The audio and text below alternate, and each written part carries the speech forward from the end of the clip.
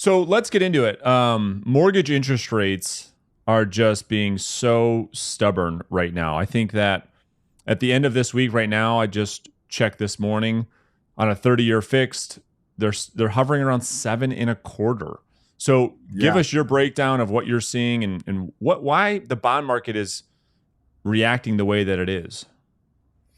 Yeah. I mean, so it's everything. So we just had an avalanche of terrible news for mortgage rates this week, right? I mean, it couldn't have been worse. And a lot of it is, and that's on the heels of like speculation, right? So there's all this speculation about all these things happening, and then it happens, and then it's like it double happens. And so it just keeps getting worse. And then we get some employment data. So to unpack some of that, as you say. So first, last week we had the Fed come out after their meeting and they said, "Hey, look, we're looking at raising rates two more times this year, another 50 basis points on the Fed funds rate." They said that uh, 2 weeks ago. They reiterated it last week in front of Congress.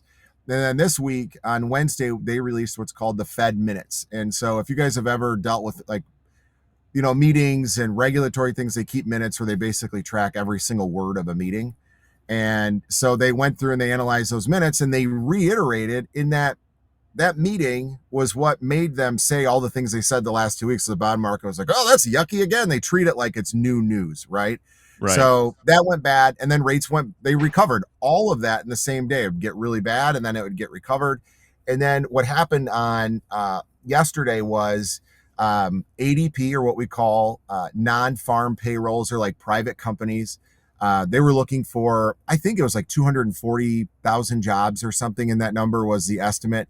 That came back at 497,000 jobs created. Now, the majority of those jobs, and I don't have the exact number in front of me, was in the service and hospitality industry. So these are not, again, it goes back to like, yes, the labor market is a bear, but a lot of these jobs are how people are handling inflation by taking on second jobs and things of that nature. So that came back pretty ugly. We had a bad day yesterday. So rates took about a 0.5%, maybe 0.625% increase yesterday on that news. And then this morning, we got the BLS jobs report, which is the government number. And that one, they were looking for 200, and I believe it was like 40,000, 230,000 jobs. And that came in at 209,000. But the unemployment, the unemployment rate did not change. So there's two numbers there that they look at. So that number actually came in as good news for the bond market, but it's still reeling from yesterday.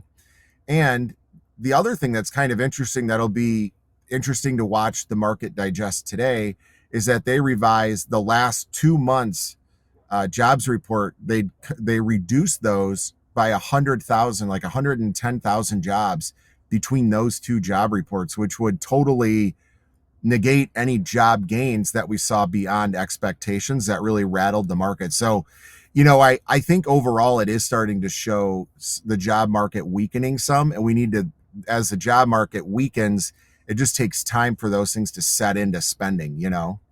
Yeah, no, well said. And it's interesting yet the job report, to your point, that came out just this morning, came in under expectation. You nailed it. They expected 230,000 jobs, came back at 209, and then unemployment rate ticked down, right, from 3.7 to 3.6.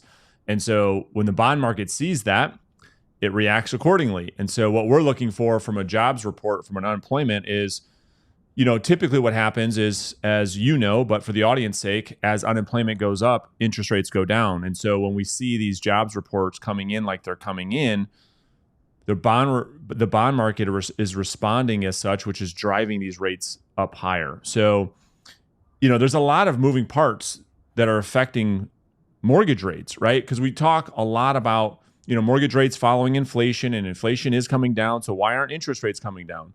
Well, that's because of what you're talking about. Is, yes, parts of inflation are coming down, but one of the major drivers to mortgage interest rates is unemployment.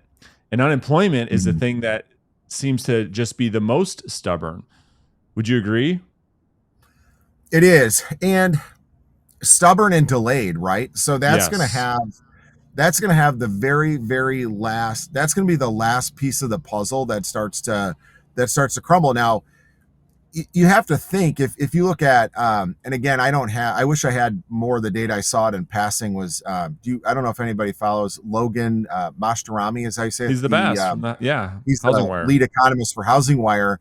And we're not even, all this hiring, we are still getting back to like pre-pandemic employment. Mm-hmm. So it's there's still people coming back to these jobs. Like anywhere you go, I mean, people are still short staffed. So it's a matter of understanding who the workforce is, the workforce getting involved, and then you look at it and you see um, like corporate profits are at all-time highs. So it's just so everything is so contradictory.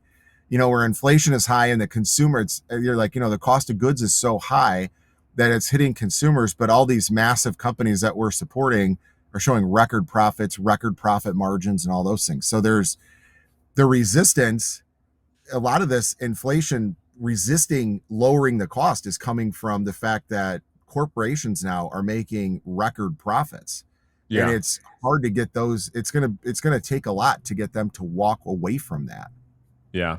No, it's a really good point. I think that despite mortgage rates, and yes, I know the argument is, well, it's home buying season. Yes, I get all that. But despite interest rates, you still have people buying houses. I mean, mortgage apps are up. They're not up like crazy. Yes, they're down 20% year over year, which is to be expected.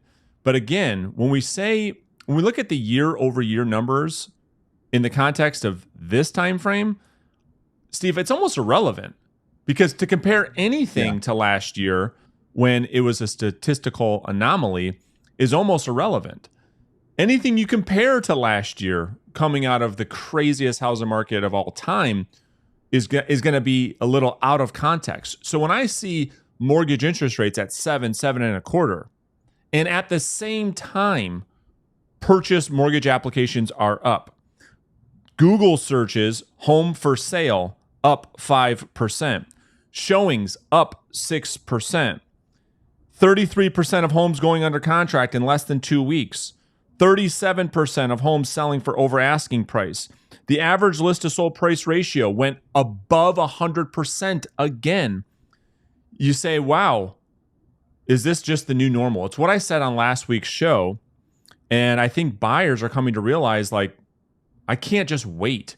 People, and this Right. just goes to my argument all the time. It's like, we just removed, all that happened is you removed 20% of the market that were doing so as a result of low interest rates. And they were doing so as a byproduct of the market. Now, when we're in what we call a normal market, 4.5, 4.7 million home sales per year, this just goes to prove that regardless of what happens in interest rates, people still buy houses.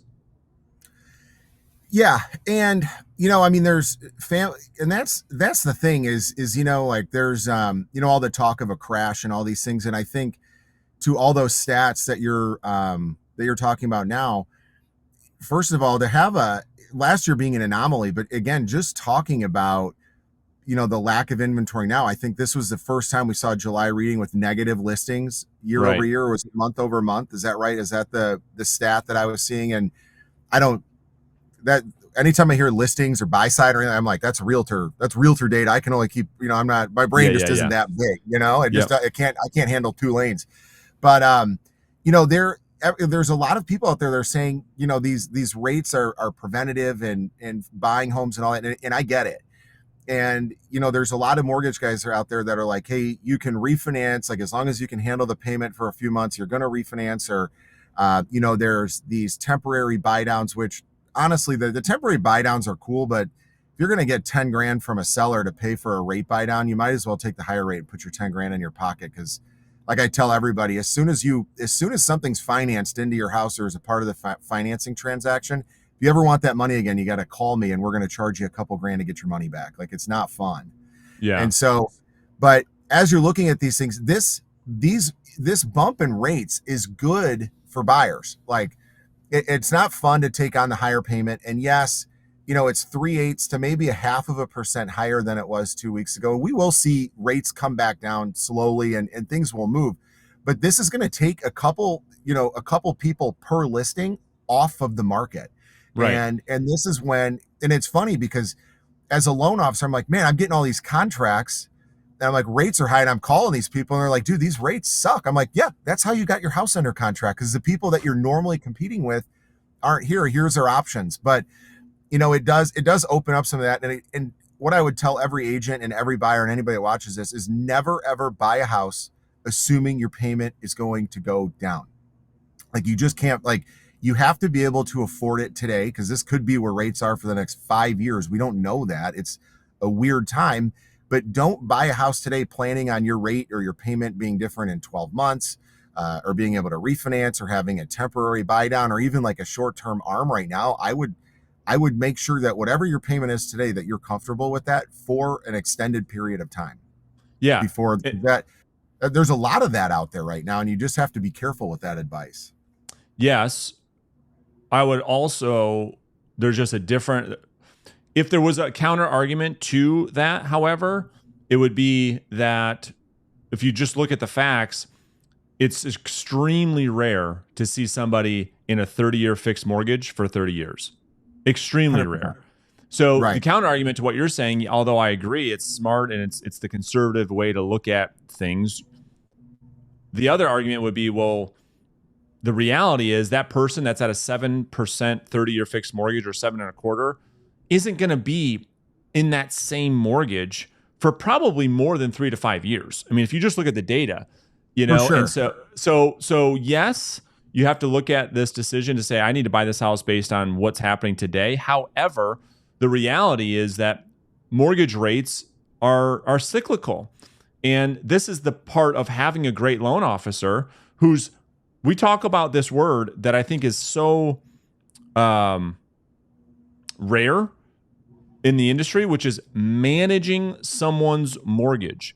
What that means as a real estate professional, as a loan officer that truly is managing their client's mortgage, is you're looking at rate reductions. And over the course, the lifetime of a 30-year, someone being in a house for 30 years is super rare by itself, right? Right. But certainly one loan for 30 years is probably, it's so low that it's probably, you would definitely call it a statistical anomaly. But yeah, go ahead, jump in. What do you want to add to that? I've seen that. I mean, in 20 years of doing this, I've seen like 4 or 5 30-year mortgages that have been in place for 10, 12, 15 years. In some cases, it is very rare. And I agree with your point 100%. These loans are not going to last long, and I'll explain what rates are doing right now because of that. But to your point on the, not lasting, that's true. And my point is that there's a lot of noise out there right now. It's like, hey, buy this house and you'll be able to refinance it next year. And I caution that, because we Sure. don't know. It's in a very unique time. If you can't, being that we've gone through some of these rough times before, is the last thing you want is a loan guy out there saying, hey, as long as you can handle this payment for 12 months, we're going to be able to refinance you and save you a couple $100. Like, you It's a don't bad know. expectation. I get it. Yeah. You're right. Like, that's that. And as well as anybody with me, I'm psycho about making, like, being worst case scenario and like those Under promise. expectations. But Yeah. at the same time, we do manage that. I mean, if you have a loan officer and they don't have some archaic caveman list of people who will say yes to or lowering their rate immediately that need it, then you do not have a good loan officer. Like, I have like the back of envelopes with people that I could refinance to lower rates that are there and ready to go. And something that's interesting about rates right now, and it's tricky, is you can't even get a 7.25% rate without points right now. Like, Right. that 7.25 might cost you a point. But again, and we talked about this last week, but so does 7.75 might be 1.2 points, and 7.25 might be like 1 point even. Like, they're making it, these lenders know that these loans are not going to last long. Everybody knows that. And so by charging that 1 point up front, they're guaranteeing themselves at least that return on that loan. So as you're buying homes right now and as you're sitting at closing tables, expect to see points, because rate sheets right now are not offering 0 point loans. Crazy. Crazy. Yeah, it's definitely, it's interesting. And that's, you'll see a lot of that now with, I get a lot of times like, what are your interest rates for investment properties and second homes? It's like, well, they come off the same rate sheet. Everybody gets the same rate sheet, and then there's adjustments for risk that you pay in points. And so right now on those investment property loans, you're going to be paying 2 to 3 points to get into those properties right now, because there's no cushion in a rate sheet for somebody to absorb that. Yeah. The other thing I had written down is just that I look, if I'm watching or listening to this show, right, whether you're a real estate agent or you're a loan officer, my mindset right now, in coaching agents, there's a lot of agents that and loan officers, quite frankly, that got into the business as a part of the gold rush, right? And the gold rush that you and I speak about is this real estate market was so hot for so long. It was just like on this rocket ship, right? And everybody, I mean, everybody was getting their real estate license or getting their mortgage license. I mean, we had teachers reaching out to us. I mean, we had every Tom, Dick, and Harry reach out to us, Steve, to say, I want to get into the business. Everybody. That's like that gold rush. And so I think what's happening now, there is a mass exodus. And the thing I want to remind people is if you can succeed in a normal market, the way that we're seeing right now, that is it has its own set of challenges. When rates come down, and it's just a matter of time, you're going to reap the reward of all of your hard work right now. That's what I keep reminding the agents that I coach, is to say, listen, we're in turbulent air right now. And if you could just keep your head down, keep putting in the work, keep building a pipeline, you're going to still sell some houses right now. But I'm telling you, when the dust settles and you have a lot less competitors in the marketplace and you have this massive pipeline, it will explode. And I can't wait for that day. Whether you're a mortgage guy or girl or you're a realtor, that day will come. It's just a matter of time. So keep your head down. I don't know what you're telling, loan officers on your team or what you're coaching your people, but that's how I look at that. How do you look at, getting through this market?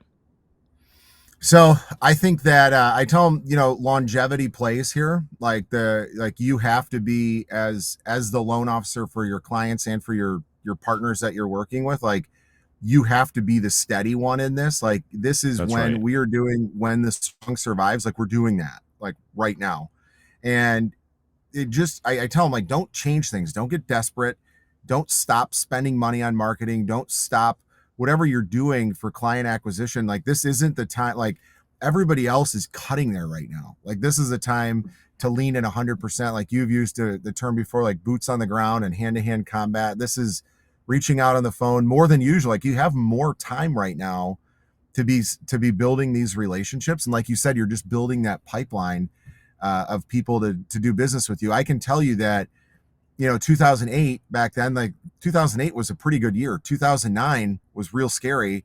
2011, 12, 13, 14, like those were all massive income years. And then it levels out. And then 2018, it comes rearing back again with a little bit of a recession, and the housing market was on that hockey stick run again.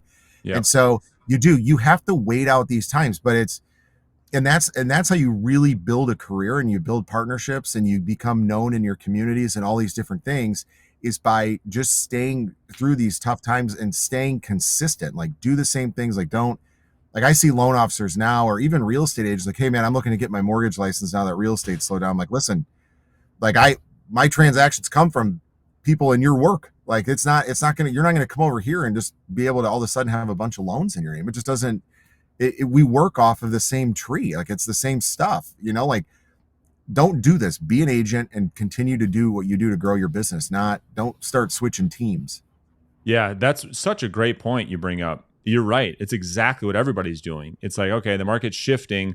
Let me stop what I was doing to succeed when the market was great, and let me try to do something different. No, you just have to double down and increase your volume. It's just not as easy. It's like the days of just sitting back and business flowing to you.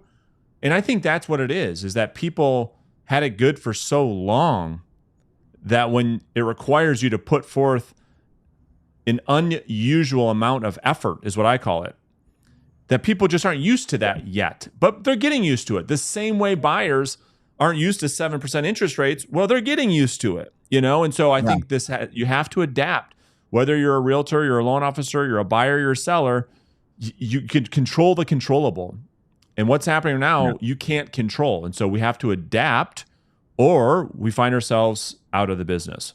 So Yeah. looking ahead, 100%. what are you looking at as far as rates, Steve, that might affect it either way? Maybe we see some things coming next week that help rates come back down or pushes them back up. What are you seeing in the next week's forecast? Well, from an inflation data perspective, and we've known this, that July of last year was a decent month for inflation. Like, it was kind of a lull in the inflation really hammering us. So some of the we're replacing numbers for the month of July that were not very high from year over year. And so really those numbers are going to be closely watched. Now, it's expected, right? Like, that last July, the month over month and the year over year inflation numbers were low. Going into this month, we're going to look at it. We know that, and the numbers that we're comparing to are lower numbers, so it's not going to look that exciting. Now, the markets will, of course, respond very poorly to that if we show more inflation than what we expect. However, I don't think, I think now that we're here, I think we're probably this range. Like, we still haven't touched as high as rates were back in November, and I don't see us going there because at the end of the day, inflation is starting to come down, and we'll continue to see shelter cost improve. And we're going to start to see, hopefully, some of the revenge travel and those things start to fizzle out. I know used car sales prices are continuing to decline, which is, again, a lagging indicator. So again, this month, it's just going to be, we're at the very beginning of July. So we're going to see our consumer price index coming out. We have a Fed meeting where we're going to see rates go up a quarter. Is whatever. There's 80% of the market, or 87% of the market suspects that they're going to raise them a quarter this time around. We'll see. Who knows? I mean, if inflation numbers continue to come down like they are, they could again pause this meeting and even just continue to see what happens. And again, reiterate that yes, we are still going to raise rates. It's kind of anybody's guess. But again, it's going to be a lot of speculation. It's going to be a lot of roller coasters. I'm telling all my clients and all my agents that I work with right now that once you have a verbal, like, if you submit an offer and that agent says, hey, it looks like we're going to take your offer, we need to let the client know that. We need to tell the client to call the loan officer and lock the rate, or at least have that conversation. We had the case in our company on Wednesday. One of my guys called and said, hey, should I lock this rate? It's a large loan. It's teetering on a jumbo. What do we do heading into Thursday? And I was like, you need to call the client and say, tomorrow could be great. Tomorrow could be terrible. Here's what we have now. What do you want to do? And put it in there, give them all the info and put it in their hands and see what happens. So, like, right now it's that urgency because rates are changing so much in a day. Yeah. It is crazy. Just communicating and that, but it's definitely going to be another roller coaster for the next 30 days for sure. Yeah. Well, listen, I appreciate it. We'll come back at it next week. Before you go, what do you foresee happening at Silverstone this weekend? I watched the practice this morning, man. It's not looking good for the night. No. Isn't Lewis, wasn't he knighted, or isn't he like Sir Lewis Hamilton? Yeah. Yeah, they didn't look super fast. Hopefully, I don't know. I just want to see him do some racing, man. I want to see him battle a little bit. I hope that Lando can do something special this weekend. We'll see. Tell you what, I wouldn't hate a little drizzling. I know you love the drizzle. Anyway, for everybody in the mastermind that's watching this live right now, I highly recommend, and I say this almost in every episode, grab your loan officer partner and do a weekly housing market update the same way Steve and I are doing right now for your local market. Go on to Facebook Live the same day every single week. It's one of my biggest regrets that I didn't do when I started my career, and I promise you, you will get business out of it for sure. And there's no better way to position yourself in the marketplace better than this. Reporting the news, reporting on what's happening with the housing market, what's happening with the local economy. There's no better way to position yourself as a market expert than that. So consider doing that. It's a great way for you and your loan officer to do some great work together. And Steve, thank you so much, like always. All right, man. Thanks for having me.